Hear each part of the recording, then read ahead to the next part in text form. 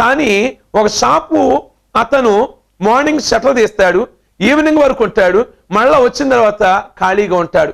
కానీ దేవుని బిడ్డలారా గమనించండి, ఓ దైవ సేవకుడు అనేవాడు 24 hours కూడా దేవుని సేవలోనే ఉంటాడు, డ్యూటీలోనే ఉంటాడు.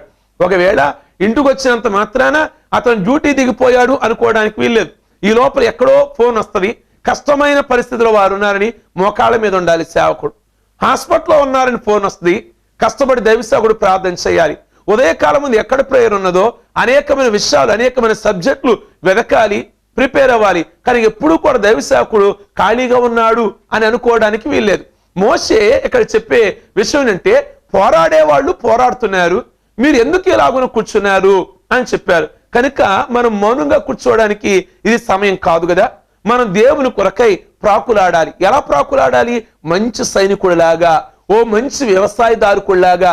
ఎలా వ్యవసాయదారుకుడు రాత్రి అనక పగలనక ఎండనక వాననక ఎలా పొలంలో కష్టపడతాడో దేవుని పొలంలో అలా కష్టపడుతున్నాను అంటాడు పౌలు. ప్రియమైన దేవుని బిడ్డలారా, ఈ గాదీలు రూబేనీలు మాత్రం చురుకు లేకుండా ఇది చాలు, ఈ తాత్కాలికమైన ఆశీర్వాదాలు చాలు, తాత్కాలికమైన మేలులు చాలు అని వాళ్ళు అక్కడే ఏమైపోయారంటే కూర్చుని పోతే, మోషే ఎక్స్ప్లెయిన్ చేశాడు, మీరు ఎక్కడే కూర్చుని పోతే 10 గోత్రాల వారు వెళ్ళగలరా? మీకు అది న్యాయం అనిపిస్తుందా అని అంటే వాళ్ళు ఆలోచించుకోవడం ప్రారంభించారట. ఏమని ఆలోచించుకోవడం ప్రారంభించారంటే, నిజమే కనుక మోషే మాట త్రోసివేయకూడదు, ఓ దైవ సేవకుని మాట త్రోసివేయకూడదు అని యోర్దాను అవతలకు వస్తాము అన్నారు. ఆ 32వ అధ్యాయము 16వ వచనం నుండి గనక మీరు లేఖన భాగం గనక చదివినట్లయితే ఆ మాటలో ఏమన్నది అంటే, సరే వస్తాము, వాళ్ళందరినీ చేర్పించిన తర్వాత మేము కూడా వారితో కలిసి మేము కనాను వారితో యుద్ధం చేస్తాం, యుద్ధం అయిపోయాక మరలా మేము ఎక్కడికి వస్తాము అంటే యోర్దాను యువతలకు వచ్చేస్తాము అని అంటే, సరేనని మోషే ఏమయ్యాడు అంటే సమ్మతించాడు. కానీ రావడం అనేది మోషేకి ఇష్టం లేదు. ఎందుకంటే మీరు యోర్దాను అవతలే ఉండాలి అని అడిగాడు. కానీ వాళ్ళు ఏమన్నారంటే, యోర్దాను యువతల మాకు వ్యాపారం గాని లేక మందలకి మంచి పశుగ్రాసము గాని బాగున్నది గనక యువతలకే వచ్చేస్తాం అని అనగా, తప్పని పరిస్థితులలో మోషే ఏమన్నాడు అంటే సరే అలాగునే అని చెప్పాడు. కానీ దేవుని బిడ్డలారా, యోర్దాను యువతలకు వాళ్ళు వచ్చేసారు, వెళ్ళారు, మాట మీద నిలబడ్డారు, యుద్ధం చేశారు, యోర్దాను యువతలకు వచ్చారు. తర్వాత బైబిల్ గ్రంథంలో చూస్తే వాళ్ళ పరిస్థితి క్షీణించిపోయింది. వాళ్ళు ఆశీర్వాదాన్ని పోగొట్టుకున్నారు. యోర్దాను యువతలకు వచ్చాక ప్రతిసారి కూడా వారి మీదకి శత్రువులు దాడి చేయడం ప్రారంభించారు. కారణం ఏంటంటే వాడికి సెక్యూరిటీ లేదు, 2 గోత్రాల వాళ్లే, వాళ్ళ చుట్టూరు కూడా కాపలా ఏమాత్రం కూడా లేదు. కనుక ఈ రోజున నువ్వు మౌనంగా గనక కూర్చున్నట్లయితే, బైబిల్ గ్రంథంలో మనం చూస్తే అబ్రహాం ఎక్కడ కూర్చున్నాడు అంటే గుడారపు వాకిడి దగ్గర కూర్చున్నాడు. మరి లోతు ఎక్కడ కూర్చున్నాడట? ఆదికాండం 18వ అధ్యాయం 1వ వచనంలో అబ్రహాము గుడారపు వాకిడి కూర్చుండెను. 19వ అధ్యాయం ఆదికాండం 1వ వచనంలో లోతు ఎక్కడ కూర్చున్నాడు అంటే లోతు సొదొమ గవిని వద్ద కూర్చున్నాడు అని బైబిల్లో చూస్తున్నాం. ఈయన ఇంటికి గుమ్మ దగ్గర కూర్చున్నాడు. ఏ శత్రువు రాకుండా తన కాపాడుకోవడానికి, తన గృహాన్ని, తన గృహస్థుల కొరకు ప్రార్థన విజ్ఞాపన చేయడానికి, నీతిమంతులను ఇంట్లో చేర్చుకోవడానికి గుడారం దగ్గర ఈయన కూర్చుంటే, ఈయన ఇల్లు వాకిళ్ళు వదిలేసి లేక తలుపులు తీసి బార్లాగా గాలికి వదిలేసి ఈయన ఎక్కడ కూర్చున్నాడు అంటే గవిని దగ్గర కూర్చున్నాడు. ప్రియ దేవుని బిడ్డలారా, మీరు ఎక్కడ కూర్చున్నారు? బైబిల్లో దావీదు ఒక మాట అంటాడు, అపహాసకులు కూర్చుండు చోటును కూర్చుండక అని బైబిల్లో ఒక మాట ఉన్నది.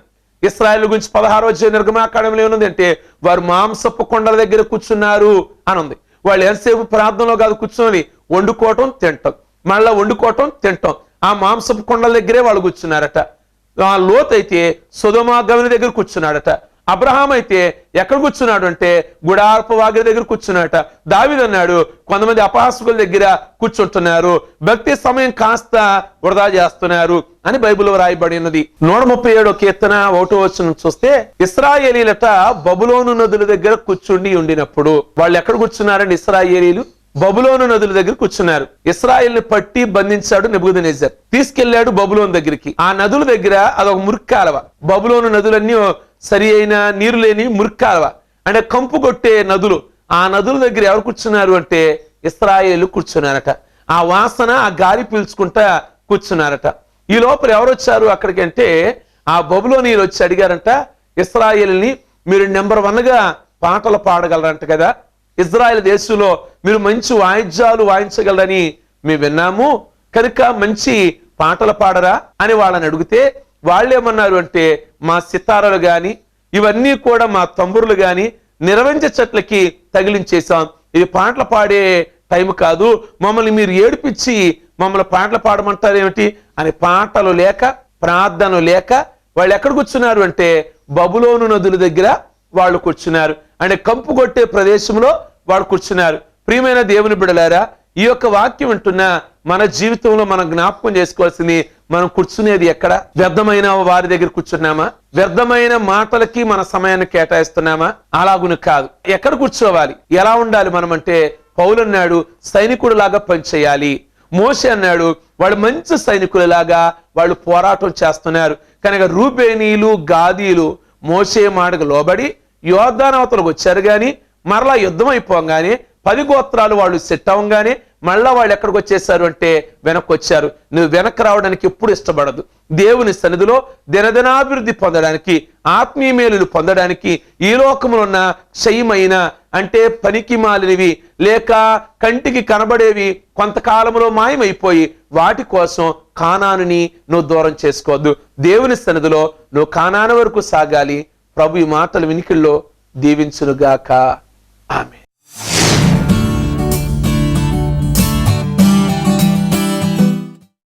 ప్రార్థన చేసుకుందాం. సర్వశక్తి కలిగిన తండ్రి, ఈ రోజున మేము ఎక్కడ కూర్చోవాలి, ఎలాగునా మీ పని చేయాలి అనేది మీరు మాతో మాట్లాడారు ప్రభువా. పనికిరాని స్థలాలలో మేము కూర్చొని మా దైవ భక్తిని దాని వల్ల పొందే శక్తిని మేము పోగొట్టుకుంటున్నామేమో ప్రభువా. మీ యొక్క వర్తమానాలు విని అనేక మంది సేవకుల ద్వారా మేము ఆస్వాదించబడుతూ మేము దీవించబడుతూ మరలా నాయన వ్యర్థమైన సంభాషణ చేసి మా భక్తి అంతా కూడా ప్రభువా వృధా చేసుకుంటున్నామేమో. ఈ రాత్రి మీరు మాతో మాట్లాడారు ప్రభువా. మేము ఒక సైనికుడు లాగా ఉండాలి, ఒక సేవకుడు గాని ఒక విశ్వాసి గాని అని మాకు మాదిరిగా ఉన్న పౌలు గారు మాట్లాడారు ప్రభువా. మంచి సైనికుడు ఎలా ఉండాలో కూడా మాట్లాడారు ప్రభువా. అలాగనే మేము తండ్రి పోరాడి అనేకమైన ఆత్మలను ప్రభువా మీ కొరకు సంపాదించగలిగిన శక్తి సామర్థ్యత మాకు దయచేయమని ప్రార్థన చేస్తున్నాం. ఈ రాత్రి ఏ కుటుంబంలో నెమ్మది లేక మీ వాక్యాన్ని వింటున్నారో, వారు ఏ విధమైన అవసరంతో ఉన్నారో, ఏ విధమైన అక్కరతతో ఉన్నారో ప్రభువా, ఈ రాత్రి వారిని జ్ఞాపకం చేసుకోండి. ఈ ప్రార్థనలో ఏకీభించిన ప్రతి బిడను కూడా గొప్ప దీవెన, గొప్ప ఆశీర్వాదము, నెమ్మదిని దయచేయమని యేసు నామములో అడుగుచున్నాం తండ్రి. ఆమేన్.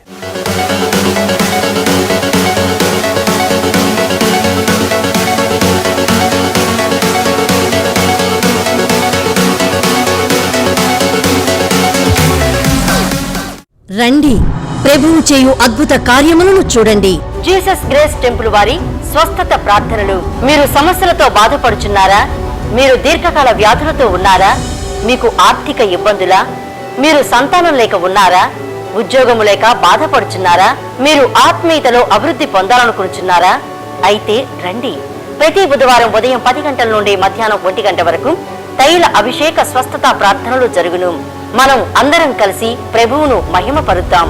బుధవారములలో పాల్గొని ఎంతో మంది మేలు పొందుచున్నారు కనుక మీరు రండి. దైవజనులు మీ కొరకు ప్రార్థించెదరు.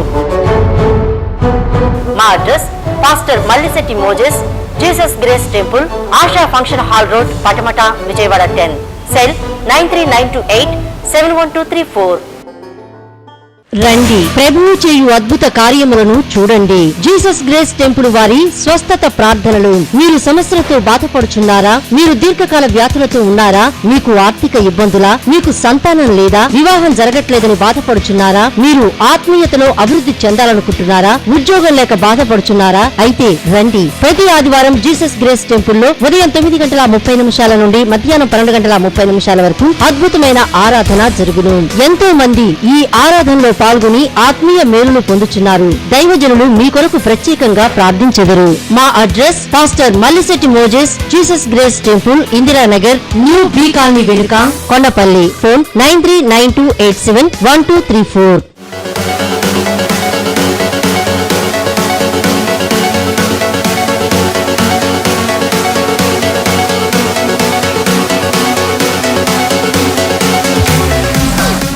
ఇంతవరకు విన్న ఈ వర్తమానము మీకు ఆశీర్వాదకరంగా ఉన్నదని మేము భావిస్తున్నాము. మీ ప్రార్థనా అవసరతలకు మమ్మను సంప్రదించవలసిన మా చిరునామా pastor Mallisetti Moses, Jesus grace ministries, door number 70-2- 24/20 ASHA function hall road, Patamata, Vijayawada 10, Krishna జిల్లా. మా ఫోన్ నంబర్లు 9392871234. మరొక నెంబర్ 9393871234.